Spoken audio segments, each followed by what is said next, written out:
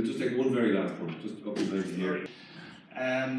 Three things that I would sort of recommend in terms of investigative journalism that I've found in the last 20 years is, one, never be arrogant. I think it's very, very important as a journalist that you never presume, as the lads have said, that you know the answers.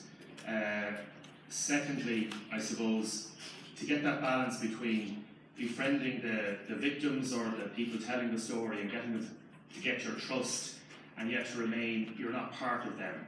So there is obviously campaigning journalism, which is very, very important. But it's very important for a journalist never to say, we're doing this, because straight away then you're, in a way, saying, well, I'm one of the victims as well. And it can be very easy to get sucked into that type of thing. So to stand back and look at that.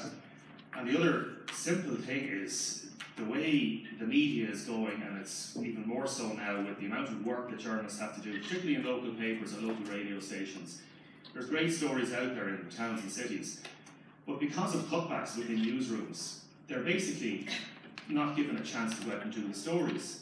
So it's press release type of journalism. And I know in Waterford, a lot of the local journalists literally are just too busy to go out and do the stories.